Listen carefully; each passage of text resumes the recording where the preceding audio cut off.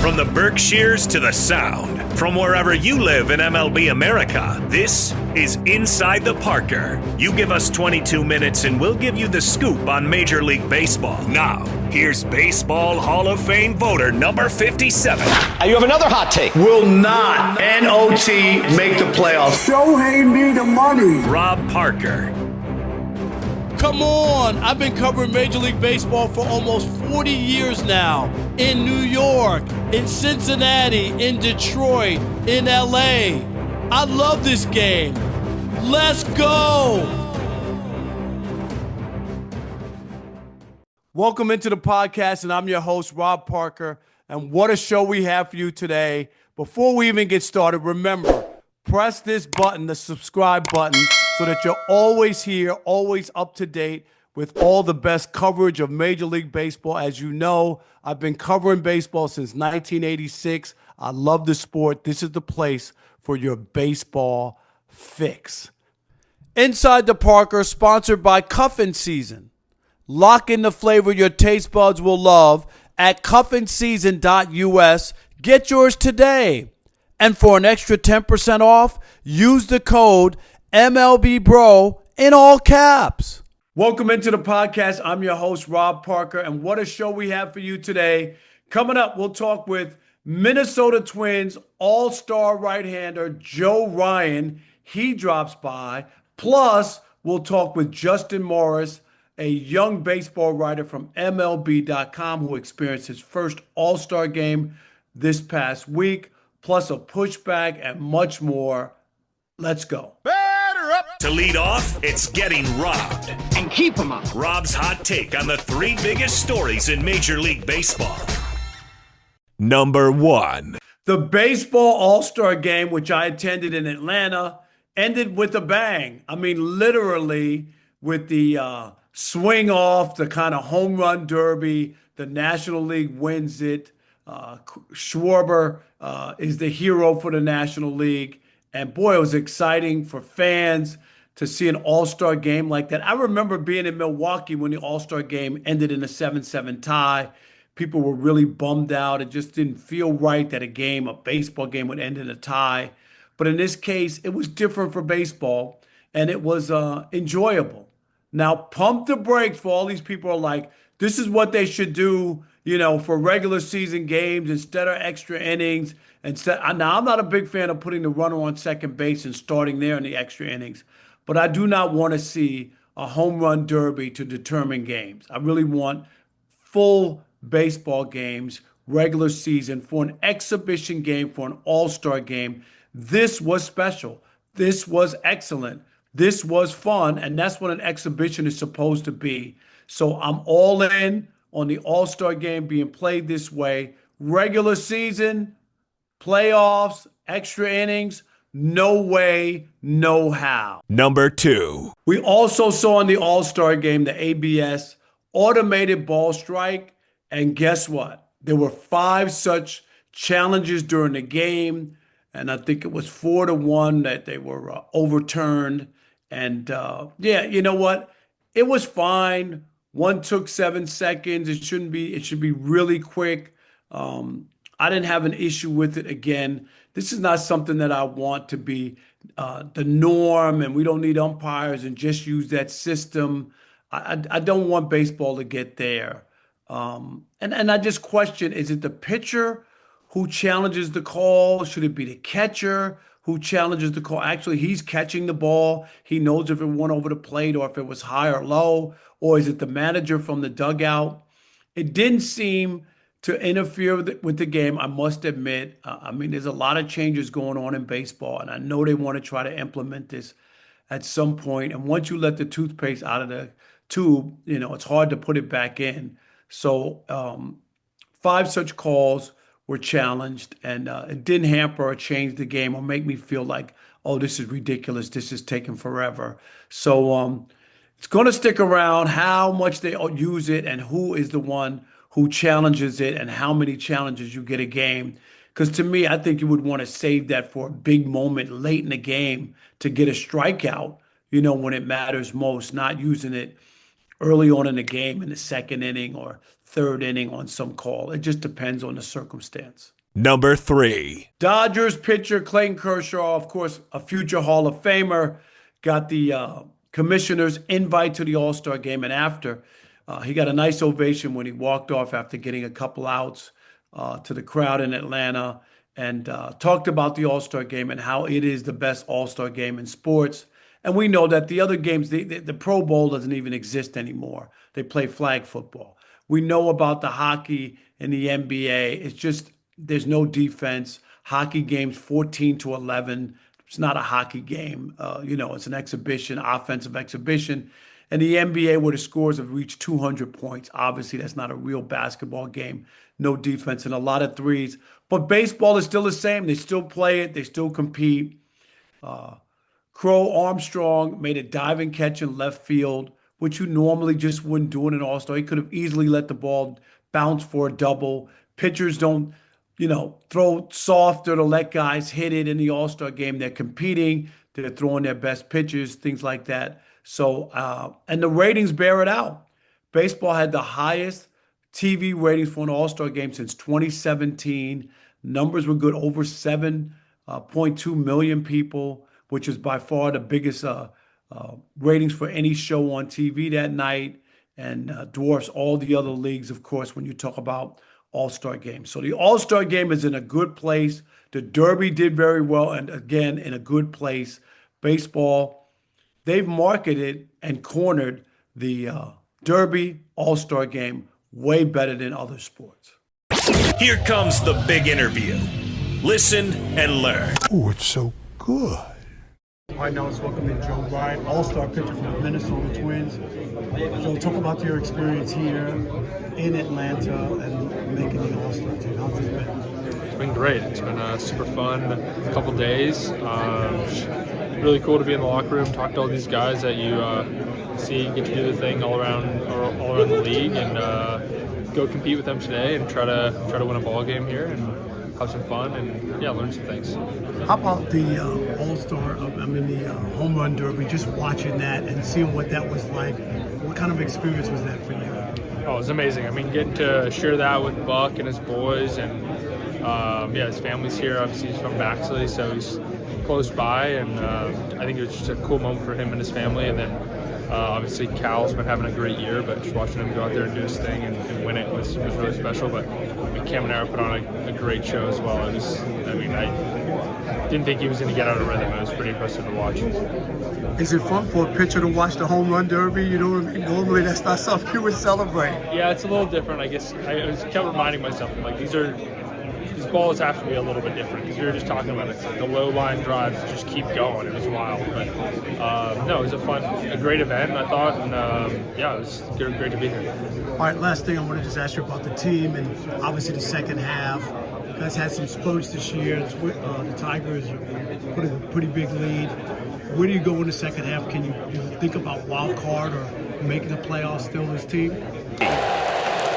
Makes the play, and the inning is over. So Ryan labors, but denies the Pirates any first inning runs. Struck him out. So a good sequence there. A breaking ball at 76. Second punch out for Joe. That's a good breaking ball. Splitter there from Ryan and Deuce to poor cut. So third strikeout for Ryan. He struck him out looking at 96. And strikes out Brian Reynolds. 3-pitch mix there, curveball. And the second time he struck out Reynolds with that breaking ball tonight. That's now 5 punch outs for Ryan, 2 down. There's a pop-up easy play, Walner in right field. He's going to come in, call Buck off, and put that one away. First 3 up, 3 down inning for Joe. Yeah, I think so. That's always the goal. So I think we just stay the course, keep playing good baseball, and you never know what's going to happen. You never know how things are going to shake out. We had a pretty good lead in 23 too, we were there 23, 22. We were doing pretty good and kind of slid back, but so you never know what can happen. Okay, Joe, appreciate you. Thank you so much, and congrats again. Appreciate it. In case you missed Rob Parker on the MLB Network, here's his latest appearance on MLB Now. Because of the MLB All-Star Game, there was no MLB Now on MLB Network this week, but instead we want to take a look back at the first half and some of the topics that I talked about with Brian Kenny, and whether I was right or wrong. Juan Soto did not make the All-Star team. His stats look way better now. But before the season started, I said he would struggle early on in Queens. Rob Parker's in the showdown, and just to give people a little background, Rob's on every week, and Rob sends in topics that he would like to discuss, and we take that very seriously. And I'm stunned, Rob. We're already in the I told you so part of the season, April 15th, and you're telling me so. So go ahead. What did you tell me, and what should I learn from your brilliance? BK, I was trying to warn you. I told you earlier in the season, I know it's still early, but can we officially call Juan Soto Juan So-So? Because I told you. Before the season started, BK was all about Ellie De La Cruz winning the National League MVP. I tried to warn him it wasn't going to happen. How about National League MVP? You know who it's going to be? While you're pumping your brakes all season long, Ellie De La Cruz. That's the MVP. All right, I want to bet you chicken wings on this one. I want to bet you 10 all-flat Parmesan garlic with a Diet Coke, because he will not be National League. How about a nice meal in Queens, New York, for old time's sake? We'll bet that. All right? You pick this. Well, no, let me pick the spot. I think I'll do better. Hey, by the way, check out Rob's most recent Inside the Parker podcast featuring me. Wow. Well, I'm on the podcast. And Joe Adell, two big StatCast guys. Look at that. Big time, man. I appreciate you jumping on the podcast. Please listen, rate, subscribe. It's a fun listen. Rob, you're the best. Thank you, Rob. We'll talk to you next week. Take care. All right. Thanks so much, BK. When Rob was a newspaper columnist, he lived by this motto: if I'm writing, I'm ripping. Let's bring in a writer or broadcaster, old or new. Now let's welcome into the podcast Justin Morris from MLB.com. New writer on the scene, graduated from Seton Hall from New Jersey. Justin, welcome to the podcast. Appreciate you for having me. No doubt. Yeah, I want to find out a little bit about your first All-Star game and your first experience. First of all, you're on a fellowship at MLB.com. Tell me about that. I mean, it's been very surreal. I mean, in terms of All-Star, I feel like I'm just drinking it all in, to be honest. I mean, so many things going on. MLB, media availability. You got the games today, obviously, home run derby yesterday. I was at events from Thursday to today, so at ATC Classic, workouts, met so many great legends of the game, Ralph Gard, Ken Griffey Jr. That's been amazing as well. The fellowship has been great too. I'm actually based in Miami, so it's a little hot compared to Jersey, but it's been a great experience. I actually cover the road teams that come into Miami, so different team like every 3-4 days, and it's really just batting down my chops in terms of writing, reporting, experience, PR, all of this. It's been great so far. So when they told you you were going to cover the All-Star game, what was your first reaction? I mean, this is pretty special. I've been covering a lot for almost 40 years of baseball. It never gets tired. What was your reaction? Honestly, I don't know if I had too much time to really take it in. I think once they told, so I started in March, and I basically hit the ground running. Once I went to spring training. I did like a bunch of games in a bunch of days, and then I got all my stuff back in Jersey, drove down to Miami, and just hit the ground running the regular season. So I don't think I took too much time to really take it in, but now that I'm here, it's just kind of like, wow, you know, I'm around Shohei Ohtani and Aaron Judge, and like I said, even just the legends of the game that have come before me. I mean, I watched every All-Star game since I was a kid, and every home run derby as well. So I remember vividly the Josh Hamilton 28 homers, you know, some of the great All-Star moments, you know, just home runs and the different stuff that has happened throughout. So it's just very surreal. I think I'm really taking it in now that I'm here. It's been amazing. I feel like an All-Star myself. Our guest is Justin Morris from MLB.com. Speaking of my grew up in New Jersey, yes, sir. And of course you had a choice. You could be a Mets fan, you could be a Yankees fan, you could be a Phillies fan, depending on where you lived in Jersey. Yeah. And obviously you're a professional writer now, so you kind of dropped that. But growing up as a kid, what team did you root for? Yankees all day, man. It was that pinstripes, that white and blue, man. Favorite player though? Favorite player was Derek Jeter. I feel like that's a little generic, but that was my favorite player. Oh. I remember vividly. I only got one because I was born in '99, so I only got one World Series that I remember.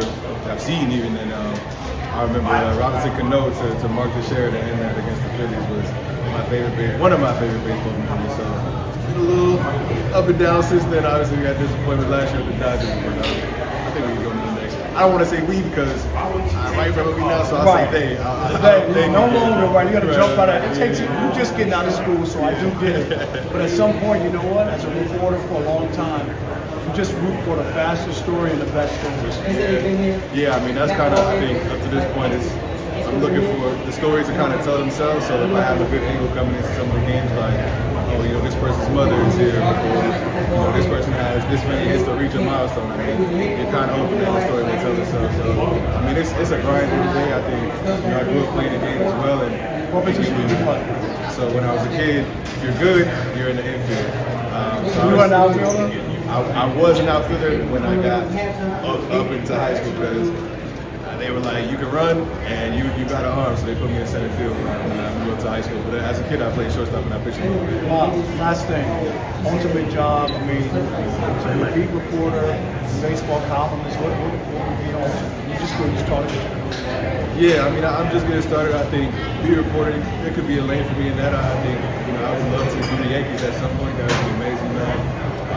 Honestly, even just working in the front office, I think being here has kind of opened my eyes to different avenues that so many people have worked in. Like, we just had, I want to say, Bill Lucas' his widow on the broadcast during the HBCU game, and seeing, you know, there's avenues for us in front offices, or even to be an MLB executive. I think those are things that I'm really, you know, kind of into as well. And honestly, whatever I can do to give back and to help, I think, you know, I have a heart for philanthropy. So the HBCU story was one of my favorites to write because it talked about us and just our growth. So whatever I can do to kind of help people.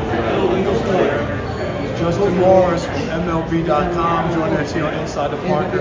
Appreciate it. Best of luck to you. Appreciate you, man. Now, here's the best from MLBBro.com. MLBBro.com is live at the ballpark on tape. Listen up. What's going on, everybody? Chris Bolton with MLB Bro alongside Christian Creamton as we are here at the All-Star Game, Truist Park in Atlanta, as we're getting ready for everything to take off. Now, coming up here in the second half of the season, we got some bros here participating in the game that should have a big second half. Of course, Aaron Judge with the Yankees. He's one of them. He's putting up MVP numbers, batting above 350, has a bunch of bombs, 35 bombs. Christian, what are you expecting for him in the second half of the season? I expect a big second half from Judge. I expect him to honestly push for 60 home runs at 35 right now, 81 RBI on the year, so he should push for over 100 RBI. But the big thing for Judge, and along with fellow MLB bro and teammate Jeff Chisholm, is can the Yankees get that World Series they've been chasing? That's the biggest thing. And obviously, those two guys are going to be a huge part of it. So they keep up this second half of the season, the Yankees have a great chance of not only getting back to the World Series, but this time winning. That's a great point. I mean, the Yankees did have that little stumble, but they picked things up. They're right there in the mix against the Blue Jays to win the pennant, so we'll see if they can win the AL East. And then going to the National League, we have another bro, James Wood on the Nationals. He's been having a breakout season, 24 bombs. What are you expecting from him in the second half? I expect him to push for maybe close to 50 home runs to keep his pace, but he'll probably get over 40 home runs. But just what an amazing season it's been for his first full season in MLB. I guess you can maybe still consider him a rookie, but his first full season in MLB, he's been amazing. And it's been incredible watching the power we saw a little bit last night in the home run derby, hit a ball in 480 feet. So I expect them, all those teams out of it, I do expect him to still kind of keep up and do his thing. So we should definitely see a great finish in the season for Judge Wood. I agree. I mean, 22 years old, having the season that he's had so far. Special stuff that we're witnessing from James Wood. Should be a great second half of the season, and we'll have more coming up later on. This is Chris Bolton with MLB Bro, alongside with Craig. We got you. For more, right now, go to MLBBro.com. MLBBro.com is live at the ballpark on tape. Listen up. Rob Parker from MLBBro.com, and of course JR Gamble from MLBBro.com, and we're here to talk about the second half of the Major League Baseball season, which kicks off on Friday. And JR, there's a couple of big stories. There's one guy who has been to the All-Star Game 8 years in a row until this year, and coming into the second half, we want to know, can Mookie Betts get it together and have a great second half? I mean, I think it's only natural that people will be concerned. Mookie's been a shutdown kind of player, easily made the All-Star game last 8 years. He struggled a bit this year, but he did have the injury at the beginning of the season, the sickness. People forget that, where he dropped down to about 150 pounds. And I really think that that's affected him, and he's been trying to recover from that since. He's batting about 250, 46, less than 250. He doesn't have a lot of home runs, but that's Mookie Betts. And we know the second half of the baseball season is the determining factor in what kind of dog that you are. The Dodgers are going to be in contention throughout the season for a World Series. But in order for them to win, don't you think Mookie has to be a part of that? I mean, the Dodgers have had a good year, yes, but it's kind of an uneven year, and I think Mookie's the key. Yep. Well, in the regular season, we kind of know already that the Dodgers are going to be in the postseason. So even if Mookie Betts continued at his current pace, which if you look at is well above league average but below what he's used to doing, we won't need Mookie Betts. The Dodgers won't need Mookie Betts until September and October. And I'll take a bet that he'll be a much improved player in the second half. And by playoff time, they'll be like, why wasn't he in the All-Star game? Yep, first time in 8 years, no Mookie Betts at an All-Star game. It felt really weird considering that he was a mainstay. But he is one of the players we will look at and follow on MLBBro.com in the second half of the season. Check it out. For more, right now, go to MLBBro.com.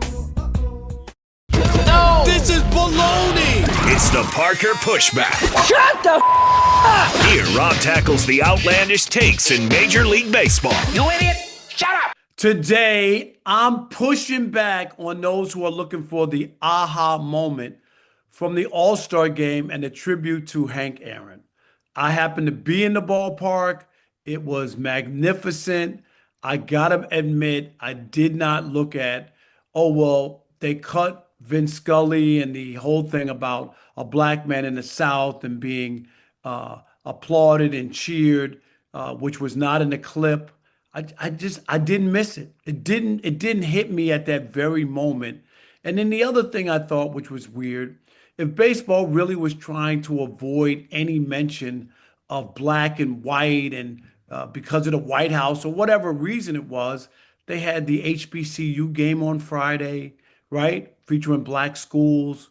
Ludacris was a big part of the promotion, of course, being from Atlanta. And other celebrities were all over the place. Black celebrities, Black life in Atlanta. I just didn't feel like that was missing at all. Usher, they kept showing him on the big screen. Maybe people who after the fact wanted to look at something and pick at something, maybe they wanted to do that. But I got to admit, I just didn't feel like baseball went out of its way to avoid the word black or black people at this All-Star game in Atlanta. To me, this was the blackest All-Star game I had ever attended. And I mean, as far as out front, showing the community and showing the people. I'm Rob Parker, and that's my pushback. Make way for Weekend Wagers. Yo, it's Sean Bo. Fire up those bed naps. Let's go. Woo, what a great All-Star Game break. Hope you enjoyed it, but I need to get back to that money and back to Weekend Wagers. After going 0-2 last week, we now stand at 15 wins, 17 losses so far this season, but it's good. We're going to go 2-0 this week, and let's start on Friday as the Boston Red Sox look to stay red hot, and they go to the Chicago Cubs home as the road dogs, but we think Lucas Giolito gets that 7th win of the season, so let's take that money line. Then on Saturday, let's go 2-0 as the Dodgers are back in LA hosting the Milwaukee Brewers, and we think they got the juice to go -1.5 on the run line.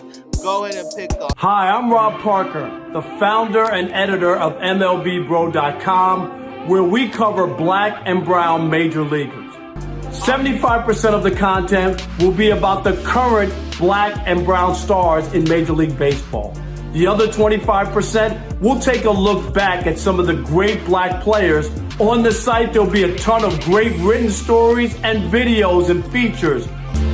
MLB Bro, because you need to know. MLB fans, when it comes to Major League Baseball, no one covers it better than the Odd Couple. Fact. I am the baseball king. First, second, third, and home. We're leading shows with baseball.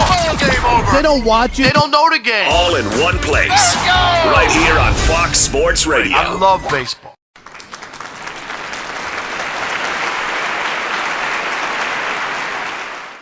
in the words of New York TV legend, the late Bill Jorgensen, thanking you for your time this time until next time. Rob Parker, out.